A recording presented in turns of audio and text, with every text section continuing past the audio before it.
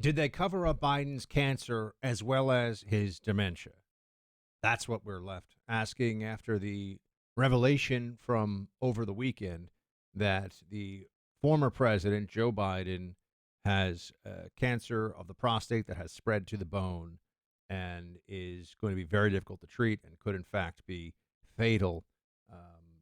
This is something that I understand is very sensitive for a lot of people because cancer affects all of us. We've all had friends, family members who have struggled with it. Perhaps even we've lost people to it. And we, listening to this ourselves, know that it's very likely that we may all, in our own way, have to struggle with cancer. So we are all very anti-cancer and wish Joe Biden the best in his treatment of this. This is not about Biden's cancer. It's about the information that the president of the United States likely had cancer while he was president and running for re-election.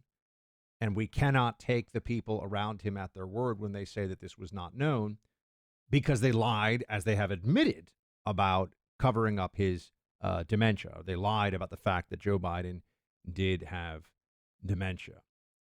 I understand that the hope right now is that among Democrats, this story coming out will make it impossible for people to have an open discussion about the mendaciousness, the just complete immoral propaganda campaign that the Biden press, that the DC journos, the news media ran to cover up his dementia. They're now hoping that there will be, here's David Axelrod over at CNN. His medical condition now, his announced medical condition now, do you believe that silences or delays a lot of conversations about his, last year and a half of his presidency for now?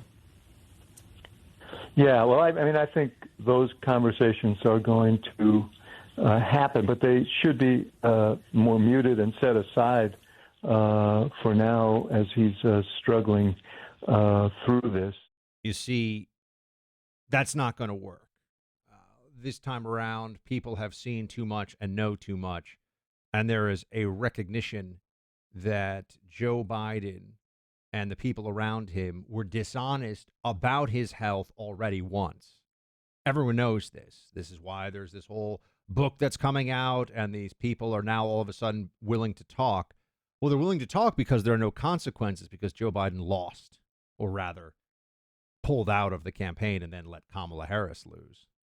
What does it say about Kamala, by the way, that the Democrats, not Republicans, Democrats believed that an 82-year-old with dementia and likely, they knew at the time, cancer as well, very serious cancer, was a better presidential contender for them in this last election cycle than Kamala Harris? I think it says a lot. I know they don't want to talk about that, but there are a lot of things they don't want to talk about. Doesn't mean we're going to humor them or accept their wishes on this. And here's where this all comes down. They've already lied to us one time about something very similar. Why wouldn't they do it again? And in fact, when you look at what doctors will say on this issue, what they will tell you overwhelmingly is it is possible, but highly, highly, highly unlikely that Joe Biden could have developed such a severe form of prostate cancer, such an aggressive form of prostate cancer, without any of his White House doctors knowing that this was going on, without anybody. Remember, this is somebody who has 24/7 world-class medical care available to him, 24/7. I mean, very few of us have anything even approaching that, anywhere near that. And Joe Biden, he could at any point in time say, I need to see a doctor. I need to talk to, and the doctor is there in his room, running whatever tests he needs, getting the answers as soon as is medically possible, not as soon as the HMO signs off on it in 6 months, as soon as it is medically possible. So he has the best medical care in the world. You're going to tell me that they weren't aware of any of this until now? And then we get into really what's going on here. And by the way, here's Dr. Zeke Emanuel saying just that. He did not develop it in the last 100, 200 days. He had it while he was president. He probably had it at the start of his presidency in 2021. Yes. If you're a White House doctor in this situation, I think you would certainly discuss it with the president and talk about the pros and cons.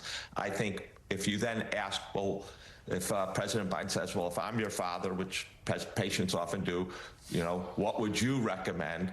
I think the fact is that most White House doctors would recommend getting the test. And again, the evidence is, look at President Obama, President Bush, younger than President Biden, and they both got the test. Yeah, it's incredibly unlikely. He had this while he was president, and I think that people knew. I think certainly his doctors knew.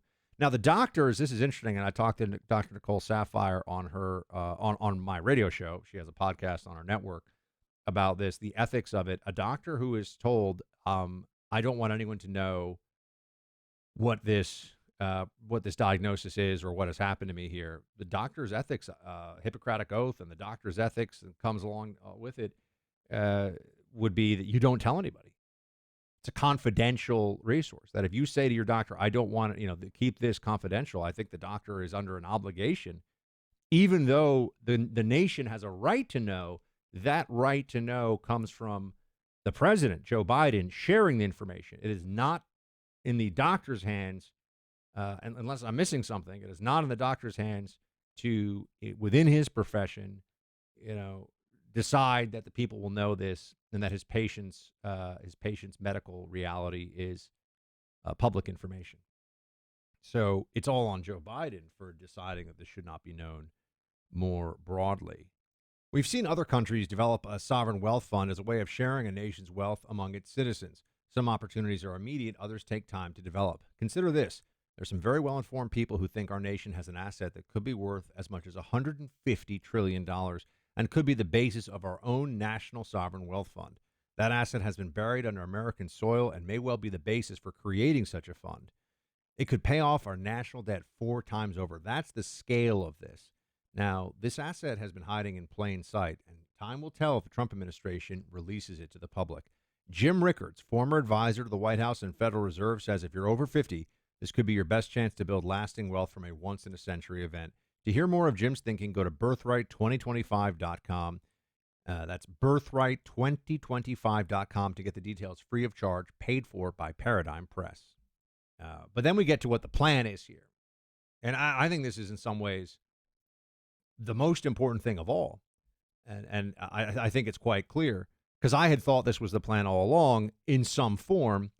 They were hoping, and I think that this was probably clear to them after the midterms when they did pretty well. Remember, they did pretty well in the midterms, very disappointing for Republicans. And they thought, you know what? Okay, he's got senility, he's got dementia. And okay, he's got at that time, slow growing prostate cancer. We can keep this guy where he is. Kamala is a terrible politician and she's a joke, and everybody would know that if they were exposed to her in public, right? The American public would know. So what they do is they keep Biden in the seat, and they figure we can cover up the brain decline thing, just like they did in 2020 with the hide in the basement campaign. They can cover that up, not let anyone know. And then as soon as he wins re-election, which they figured was inevitable because Trump was being prosecuted. Remember, you have to think about where they were a year ago or 2 years ago in their thinking, the Democrats' thinking. Right now, it's, oh my gosh, how could they have thought? Of course they thought that Biden was going to win because they were rigging the whole game with the prosecutions. So they keep Biden where he is, don't allow anything to... They keep the storyline that he's fine, he's got no mental problems whatsoever. And then after the election, instead of having to say, oh, he had dementia, and all of us would say, we told you so, and you lied about that, they say, no. Biden, the great hero of the Republic who defeated Trump, is stepping down not for dementia, but for cancer. And then it's all sympathy and, oh, my gosh, the president has cancer. And then the vice president ascends. And it's all very solemn and very, like a scene out of The West Wing, the TV show with, Martin Sheen. It's all very sort of solemn. And you can hear the majestic music in the background as Kamala Harris ascends. No questions are asked about Biden's dementia really anymore. And then Kamala Harris, the first black female president, becomes president, and the whole thing is, they pull it all off. That was the plan. It really was the plan. And if they weren't dealing with Donald Trump, it's actually not a crazy plan. It's wildly dishonest. It's disgraceful. It should be criminal. It's disgusting. But they came pretty close to pulling it off. If Biden shows up at that debate and whatever they inject him with, he seems alert enough and shouty enough and the usual Biden mumbo jumbo up there, if he pulls that off, maybe he squeaks out remember, it was only like 250,000 votes that he would have needed to, that the Democrat Kamala would have needed to win in the key states to beat Trump. So maybe Biden, I know people don't want to even think about this, but it's possible. I certainly think today it's clear that Biden would have been a better candidate than Kamala. I don't know how Kamala could have done much worse than she did. She did worse with pretty much every category of voter that's out there. So they had a plan. And this is why I think it's so important everyone understands. They lied to the American public. This was not a mistake. This was not we missed this. And that then brings me to this. This is they didn't report. This is Dr. Gupta on MSNBC. They didn't report Biden's prostate specific antigen PSA information. It is interesting to note that President Trump's, President Obama's, and President Bush II, in their most recent physicals, in their terms of office, obviously 2025 for President Trump, did comment on their PSA levels. And so they got screened while in office, and they commented on it. It's not easy to access the most recent ones from President Biden. You can read summary articles. I couldn't access it on the archive site on the White House just before I came on. But according to those that were able to, there is not a report of a PSA test on the most recent physical that was read out for President Biden's last year in office. And so it's to say what was done, what was not done. You and I would be speculating, but the other three most recent occupants of the White House had it drawn, and it was reported out. Okay, well, why didn't they report that? Someone wants me to believe that it's a coincidence? Somebody wants me to believe that that's just something that got left out? That the one thing that would have been a record to indicate cancer for then President Biden was just the one thing that was missing from the chart? I mean, really, folks, right? They're asking us to believe. So the people who will lie about absolutely anything, including the president's health, as a matter of record, that is already established. We know that, the dementia case. We're to believe that they wouldn't lie about this? It's just, there's no way. There's no way. They absolutely knew. There's no way that this was a surprise. They absolutely knew about this. It was part of the plan. Man, the Democrats, it's really evil. This is goblin. This is demonic kind of stuff to do what they've done with Biden here. It really is. That's just how you have to see it. Our sponsor is Birch Gold. Look, I understand that there's a lot of good things going on right now in the economy. Thank you, Trump and the Republicans working with him. That's great. We got $37 trillion in debt. And we are going to have more fiscal challenges and crises ahead. Trump's not going to be president forever. Democrats can mess things up in the blink of an eye, and our debt is a huge problem. Your savings are being chipped away at by inflation. That is a reality. And if you take the long view, I've been an investor in gold for over a decade. Gold makes sense. Makes sense for you to hedge against inflation and economic stability by having a portion of your savings in gold. And this is the long-term play. And you don't have to just take my word for it. Yeah, I've been a long-time gold investor. Go back 30 years and see if you had bought an ounce of gold, what would it be worth today? And remember, you're not having to do anything. Once you buy it, you have it. You just get to wait and see what the value of gold becomes over time. And historically, there has been no more clear and universal store of value in the history of humanity than gold. Birch Gold Group can get you set up, and they can also transfer a 401k or an IRA into a gold 401k or IRA. Especially if you got an old 401k from a job you don't do anymore, it's just sitting there.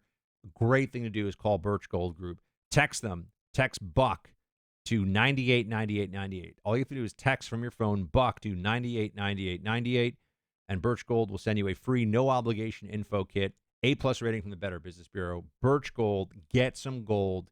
Check it out today. They'll send you info. They're great people to work with. Text them by texting my name, Buck, to 989898 today.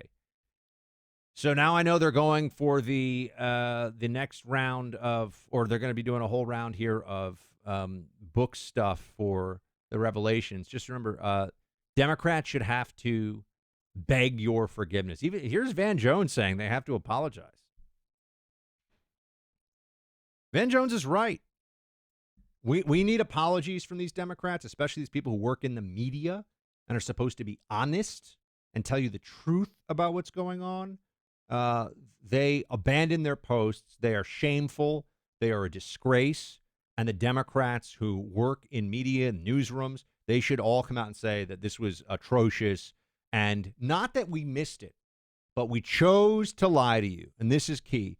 The Democrats chose to lie to you because they viewed Trump as such a big threat. They were such hysterical lunatics about Donald Trump that they were willing to completely destroy whatever integrity they had and to lie and look you right in the face for years while they did it. And only then could they begin to build credibility and integrity because all that they had is gone. And that is the reality of American politics and the American news media today. Israel experienced even more attacks last week, latest in this onslaught. 5 of them, in fact, from the Houthi rebels. Just when you think the Houthi rebels may be limited from any further missile strikes after both the U.S. and the IDF forces eliminated their ability to launch rockets, Israel fears there are more that could be coming. There's little that could provide peace in Israel right now for young and old alike. In a country that embraces their youth as well as respecting their elders, especially those that survived the Holocaust and are still with us. 80 years ago this month, the horror of the Holocaust, the final solution, as it was called, came to an end. Half of all living Holocaust survivors reside in Israel today, further testimony to just how special Israel is. The pain of the past is only intensified by these kinds of missile attacks. The government of Israel does all they can, but it is time to stand with our friends and allies in Israel. That's why I support the International Fellowship of Christians and Jews. The fellowship provides a lifeline in the form of hot meals and boxes full of healthy food. And for only $25, you can help provide a food box. In fact, you can do even better than that. $335 provides hot meals for an entire year.